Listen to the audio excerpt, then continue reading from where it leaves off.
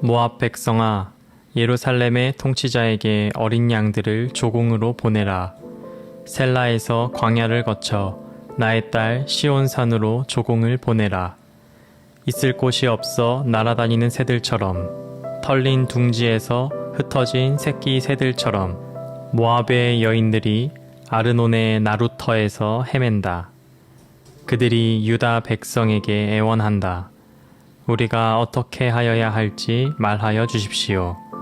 우리를 위하여 중재하여 주십시오. 뜨거운 대낮에 시원한 그늘을 들이우는 나무처럼 우리가 그대의 그늘에서 쉴 수 있도록 보호하여 주십시오. 우리는 피난민입니다. 아무도 우리를 해치지 못할 곳에 우리를 숨겨 주십시오. 우리가 이 땅에서 살도록 허락하여 주십시오.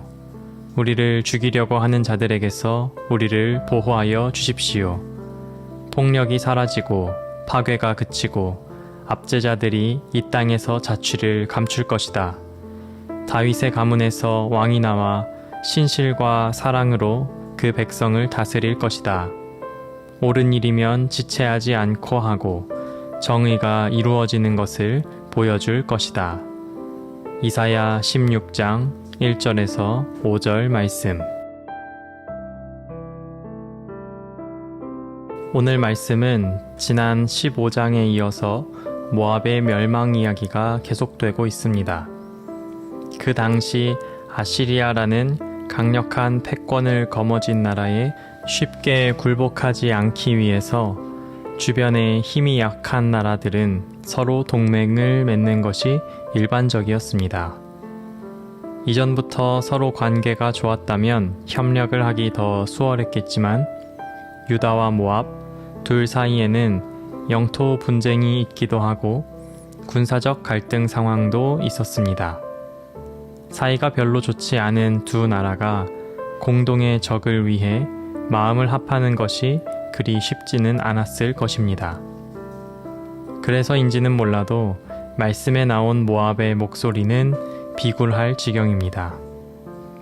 있을 곳이 없어 날아다니는 새들처럼, 털린 둥지에서 뿔뿔이 흩어진 새끼 새들처럼 모압 사람들이 헤매고 있습니다. 그들은 피난민이었습니다.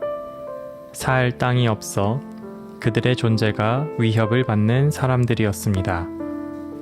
이사야 선지자는 유다 사람들에게 뜨거운 대낮에 햇살을 피할 수 있는 그늘을 주고 그들을 숨겨주라고, 모압을 죽이려고 하는 자들에게서 모압을 보호하라고 권면합니다. 하지만 유다의 상황도 그리 녹록지 않았던 상황입니다. 아시리아의 위협을 받고 있고 언제든지 좋지 않은 일이 벌어질 수 있었습니다. 또한 모압은 이방 나라입니다.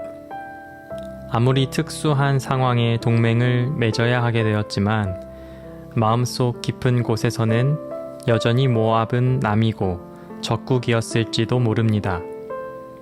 특히 고대에는 나라마다 믿는 신이 있었고 그 신은 자신의 나라를 지켜주는 존재로 여겨졌습니다. 이런 맥락에서 유다 사람들은 하나님께서 유다는 지켜주실 것이라는 믿음이 있었겠지만 하나님께서 모압도 같이 지키신다는 생각을 하기 어려웠을 것입니다. 하지만 하나님의 마음은 달랐습니다.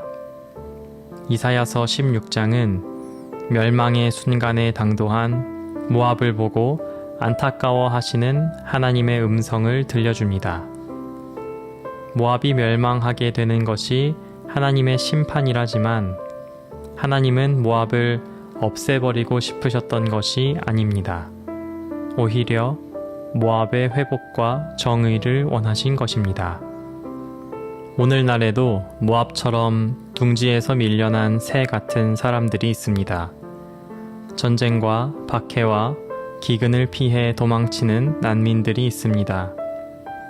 자신들이 속한 곳이나 있어야 한다고 생각되는 곳이 없는 사람들, 장소를 갖지 못한 사람들, 점유할 수 있는 위치를 이 세계 안에서 발견할 수 없는 사람들이 점점 늘어나고 있습니다. 도움이 필요할 때 거절당해 본 경험이 있으신가요? 아니면 누구도 나를 도와줄 사람이 없거나 외면당해 본 적이 있으신가요? 반대로 도움이 필요할 때 나를 지지해주는 사람을 만났을 때는 어떠셨나요?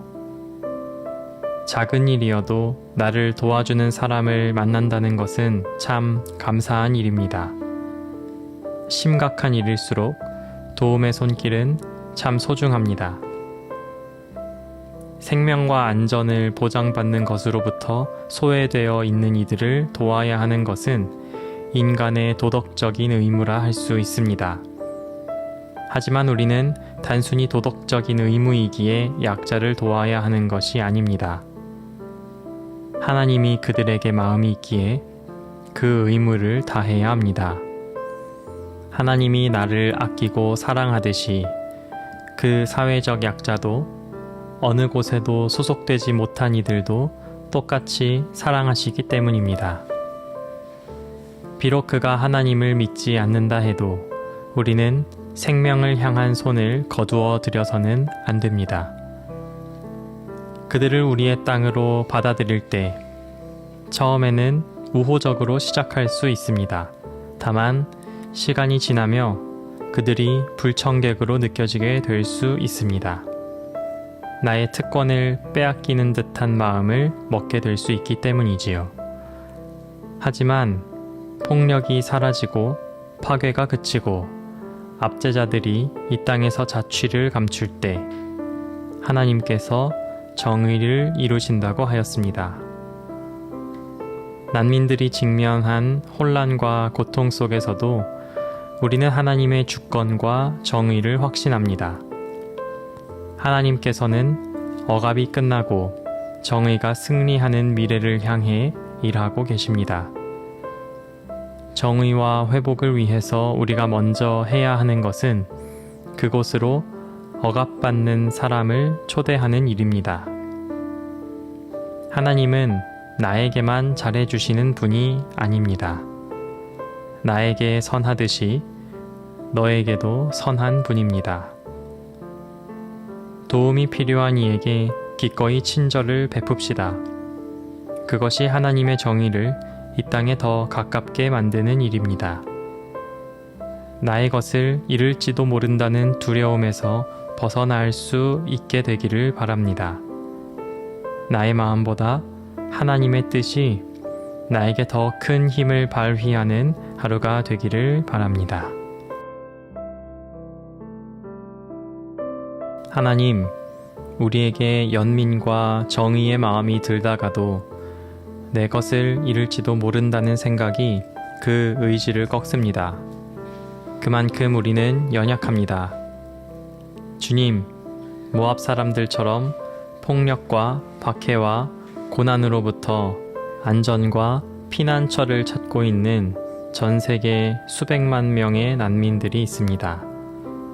그들이 시련 속에서도 피난처와 희망을 찾을 수 있기를 원합니다.